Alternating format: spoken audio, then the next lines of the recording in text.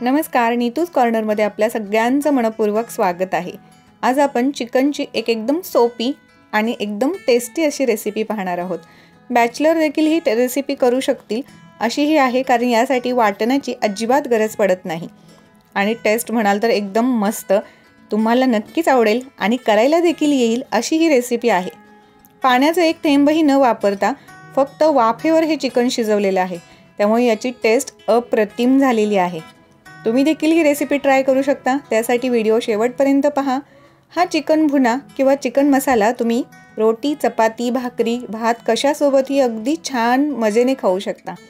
यासाठी अर्धा kilo chicken घेतलेलं आहे, ते मॅरिनेट करून घ्यायचं आहे। आधी चिकन स्वच्छ करून घेतले बरं।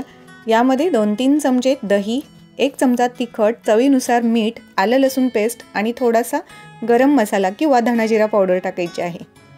मॅरिनेट केलेलं चिकन आपल्याला 15-20 मिनिटे तसंच ठेवून द्यायचं आहे। तोपर्यंत बाकीची तयारी 2-3 मोठे टोमॅटो बारीक चिरून घ्यायचे आहेत।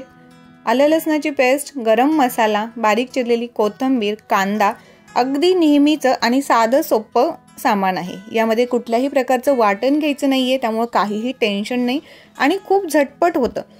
आता कढईमध्ये आपण तेल घ्यायचे, त्यावर हा बारीक चिरलेला कांदा छान परतून घ्यायचा आहे।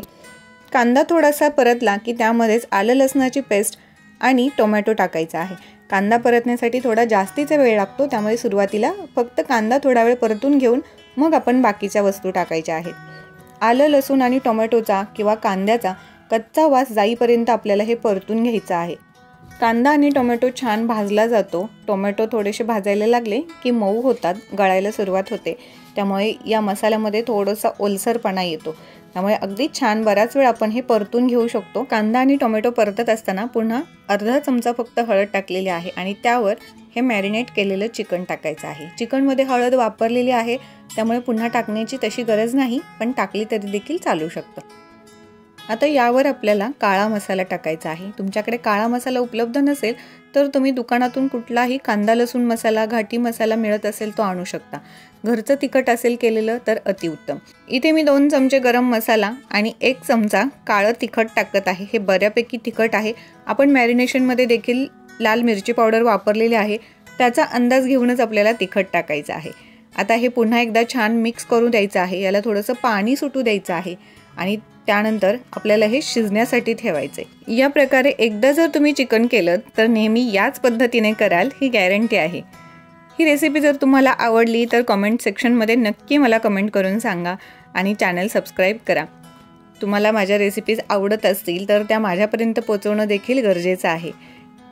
आता हा मसाला आणि हे चिकन छान आपण एकजीव केलेला आहे, मस्त परतून घेतलेला आहे। यावर थोडीशी कोथिंबीर टाकून आपण याच्यावर झाकण ठेवून हे छान शिजून द्यायचं आहे। शिजत असताना किंवा शिजण्यासाठी आपण पाण्याचा वापर करणार नाही, फक्त वाफेवरच हे चिकन आपल्याला शिजवून घ्यायचं आहे। झाकण ठेवल्यानंतर गॅस अगदी कमी करायचा आहे, म्हणजे आपला मसाला कुठेही करपत नाही, छान वाफ धरली जाते, पाणी सुटतं आणि या अंगच्याच पाण्यामध्ये हे चिकन मस्त शिजलं जातं। त्यामुळे मधून असं झाकण काढून हलवून घ्यायचं आहे।